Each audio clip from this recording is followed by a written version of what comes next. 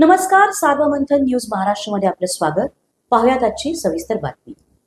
अहिल्यानगर जिल्ह्यातील राहुरी तालुक्यात असलेल्या चिंचोली येथे साठवण तलावात पोहण्यासाठी उतरलेल्या 34 वर्षीय तरुणाचा बुडून मृत्यू झाल्याची दुर्दैवी घटना 4 जुलै रोजी दुपारच्या सुमारास घडली. तब्बल 24 तासाच्या शोध मोहिमेनंतर प्रशासनाला संबंधित तरुणाचा मृतदेह बाहेर काढण्यात यश आले. या घटनेमुळे परिसरात प्रचंड खळबळ उडाली आहे. कोल्हार खुर्द येथील पाटीलवाडीचा रहिवासी कैलास रामदास ठाकरे वय 34 हा 4 जुलै रोजी दुपारी चिंचोली परिसरातील पाणी साठवण तलावात पोहण्यासाठी उतरला होता. पोहत असताना तो पाण्यात बुडाला आणि बेपत्ता झाला. घटनेची माहिती मिळताच राहुरी, देवळाली व श्रीरामपूर नगर परिषदांच्या अग्निशमन दलांनी तातडीने घटनास्थळी धाव घेत शोधकार्य सुरू केले.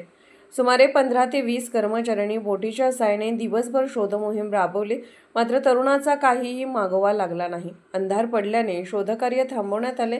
त्यानंतर 5 जुलै रोजी सकाळी 7 वाजल्यापासून तहसीलदार डॉ. अमित पवार यांच्या नेतृत्वाखाली पुन्हा शोधमोहीम हाती घेण्यात आली.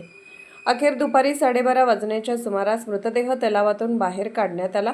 या शोधमोहिमेत राहुरी नगर परिषद पथकातील राजेंद्र पवार, सुरेश वाघ, चालक देवगिरे, कांचन साळवे, श्रीरामपूर पथकातील मोज्जू शेख, दिनेश बागडे, देवळाली पथकातील भारत साळुंखे, अशोक पंडित, योगेश शेलार यांच्यासह स्थानिक तरुण अमोल पवार, सिद्धांत डुकरे, सुनील माळी, शंकर पवार, सोमनाथ बोरसे, बबन बर्डेने मोलाचे सहकार्य केले.